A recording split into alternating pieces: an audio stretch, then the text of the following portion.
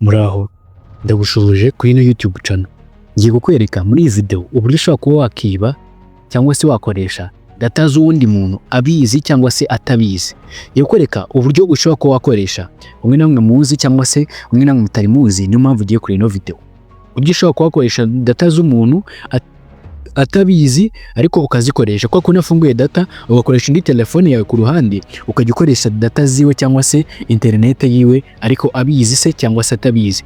Ubwo nyine muri make ni ugukoresha internet z'abandi ukuye mu yindi phone ukazishyira muri phone yawe kandi bigakunda.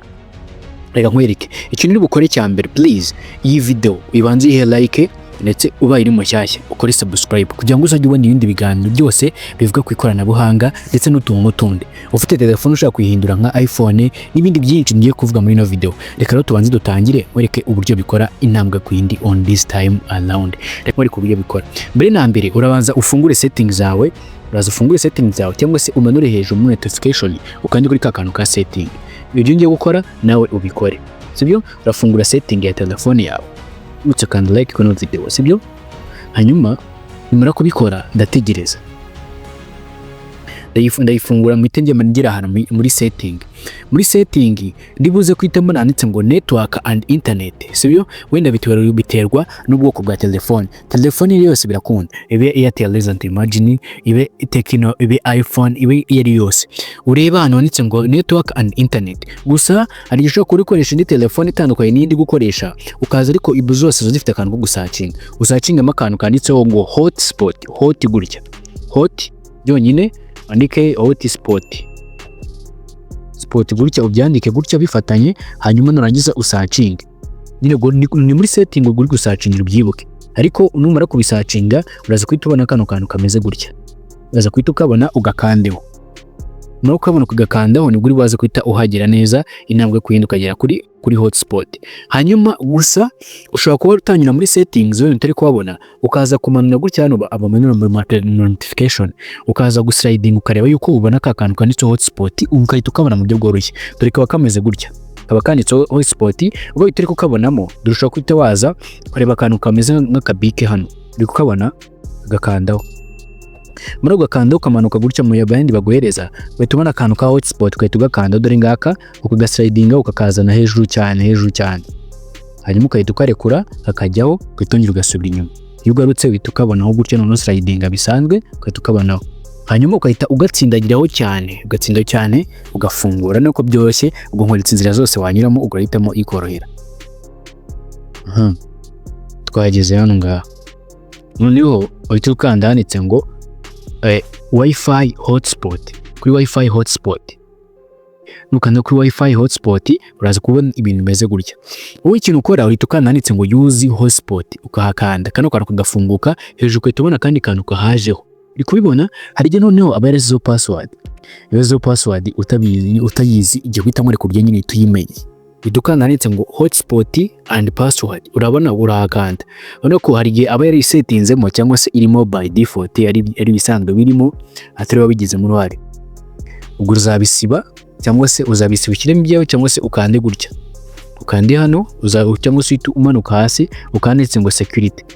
Nukanda kuri security ugashyira hano nyuma handitse ngo nani. Iki gihe password izayitivamo ku byo wahita accessinga igihe cyo cyose. Ariko eba yarishyiramo password ugasanga yanditsemo nk'amagambo mwine mazima cyangwa se meze reka bivuge gutyo, muri tuvuge ati wenda nk'urugero wandi yari yanditsemo password nyine yego yanditsemo wenda password wenda tuvuge niba ariko yanditsemo ariko yemeje. Niba ariko yeremeje ubwo password uzashaka ahantu yandika, hanyuma ubwo tugiye kwita duyihuza n'indi phone. Ubwo najya mbanza bikwereke none tugiye kwita dutangira. Ubwo umaze gukora kuri phone yiwe gutya namubwira ati wanije phone yawe gatoya nkahamagara, ushaka kugira ngo urebe password yiwe ukabikora gutya. Hanyuma ukahita uza hano ukahita wongera ugakanda ukahita ubona ya password ukahita wandika iyo password muri phone yawe. Dore ukuntu ugiye kwita ubigenza. Ngiye kwita mfungura indi phone ku ruhande, noneho nkwereke uko tugiye kubigenzamo, kuko tugiye kwita tubona uburyo tugiye gukoresha internet yiwe kandi twebwe nta muntu twari dufite mu yindi phone. Ubwo nibyo ugiye kwita nkwereka, reka mfungure indi phone. Okay, mfunguye indi phone ubwo bisobanuye yuko ngiye kwita mfata nkafungura settings za phone. ngiye guhita mfungura na setting cyangwa se nze gutya manuke ahantu hejuru nze kuri ka kantu ka wifi, ka kantu ka wifi ndaza gukanda cyane ngatsinde giro ka kantu kaba kariho wifi, gakandeho cyane. urabona yuko ningakandeho cyane cyangwa se ningakandaho cyane gutya nyine gakaza bikaza muri setting zayo, uriko kanditseho ka kantu kanditseho wifi. Tugarutse muri ya phone gatoya kugira ngo urebe izina ryayo, hari igihe ari ama wifi menshi cyane nubasha kubona izina ryayo.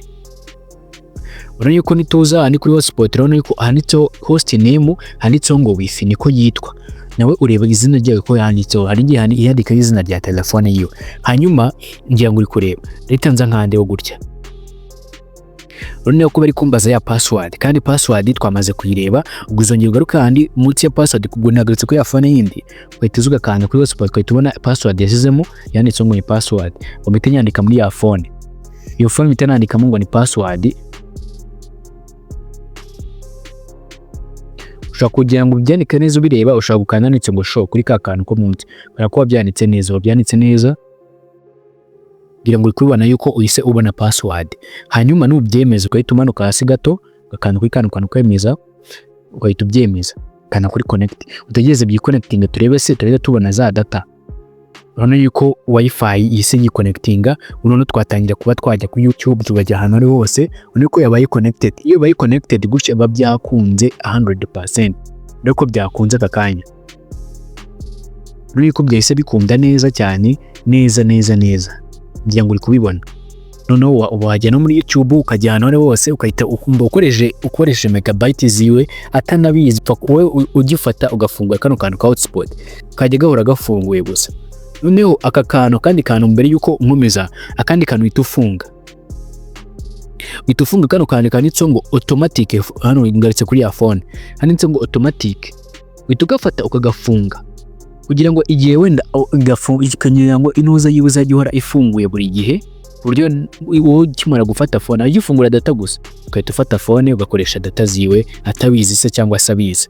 Nuko nguko rero. Hanyuma noneho video ikurikira hari uburyo mujya muturanye n'abantu batandukanye bagira ama wifi za canal box, ariko warabuze password, urabuze umuntu ugereza password, nongeye kwenza kwerekana nzahita mukora video y'uburyo ushobora kubabigenza noneho utazi password yaho hantu kandi uzi umuntu wenda uyifite. Iyo video ikurikiyeho nubwo ushaka ubyandika hasi muri comment kugira ngo uzahite ubibona intambwe kwindi. Nkuko ubibona nako bikora byose, ndagushimiye kandi ja bless ku ino video, ndagushimiye cyane, murakoze. Ciao ndabashimiye. Gusa mwibuke gukora like kuri video, mutsige na subscribe, musharinge kino kiganiro ku nshuti zanyu ndetse n'abandi bantu cyangwa se mu group mugiye mubamo agiye atandukanye mu byo mwese cyangwa ubundi. Jo bless rero ku ino video, murakoze ndabashimiye.